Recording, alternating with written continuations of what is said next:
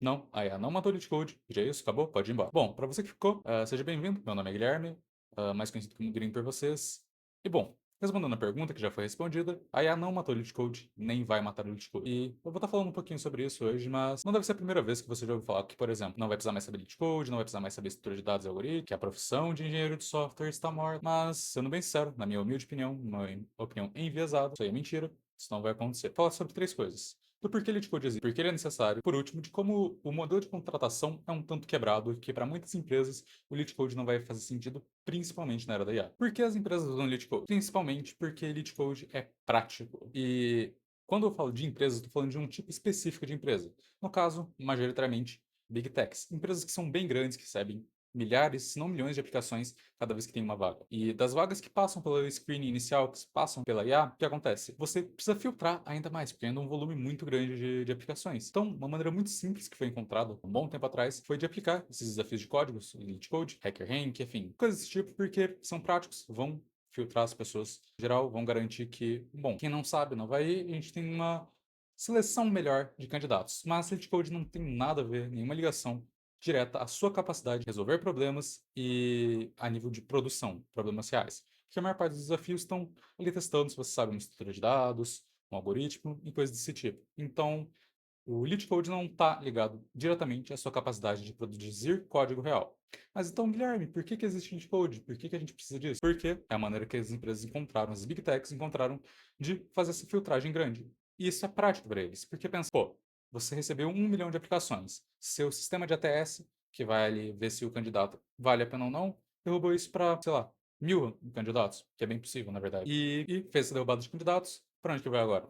Bom, você tem que testar eles para conseguir diminuir a cada vez mais. Então, vamos aplicar um desafio assíncrono de Elite Code com o tempo e ver quantos deles conseguem resolver. Beleza, desses 1.000 que a gente tem, 100 conseguindo resolver? Pô, 100 a gente consegue organizar ali os nossos engenheiros para aplicar um teste técnico, talvez um outro Elite Code um pouquinho mais difícil, um round de system design, um round de comportamento, para então passar para outras coisas. E ver como que essa pipeline faz sentido para empresas deste porte. Mas aí você deve estar se perguntando, então por que a empresa ali da esquina está aplicando Elite Code?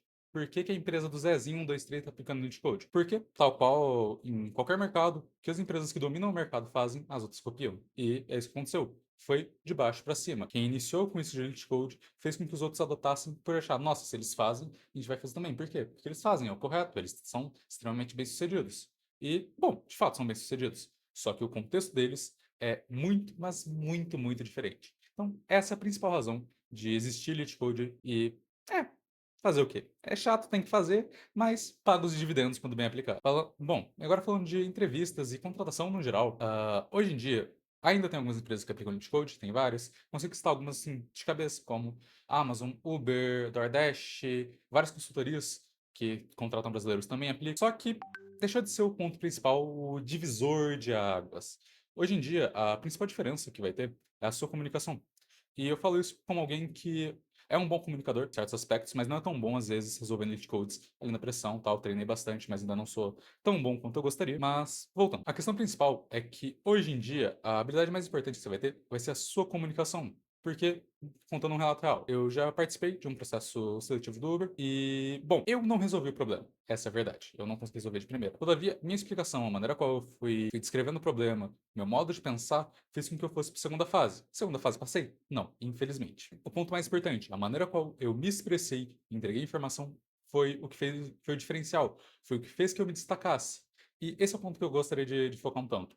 Por mais que seja um modelo quebrado, que não valorize quem sabe de fato resolver as coisas no dia a dia, você consegue resolver problemas do tipo de cheat code, gastou o tempo ali para aprender e tal, e consegue comunicar isso muito bem, cara, isso é um caminho que abre muitas portas. E é muito importante isso. Por quê? Porque quando você consegue fazer isso, você vai chegar num round de system design, provavelmente. E nesse round vai ficar ainda mais claro que você sabe comunicar bem e, principalmente, resolver problemas reais. Que, bom, é o que a gente faz no dia a dia, a gente resolve problema. Então, fica aí por que existem as contratações IAs e por que Elite Code hoje em dia não é o ponto principal. Antigamente, eu falo bem antigamente, muito antes de entrar na área, eu provavelmente estava no ensino médio. Bom, o que acontecia? Que antigamente, quando as empresas encontravam alguém que se destacava em programação competitiva, resolução de problemas, eles chamavam essas pessoas, levavam elas para para o escritório da empresa, com tudo pago, tal, e faziam com que eles resolvessem problemas de programação ali no quadro mesmo.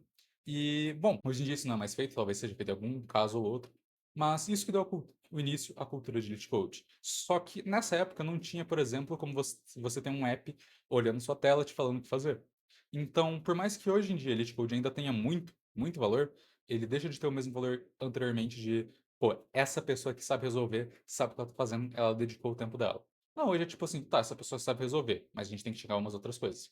Principalmente também porque os problemas que eram resolvidos naquela época são completamente diferentes dos problemas que são resolvidos hoje em dia.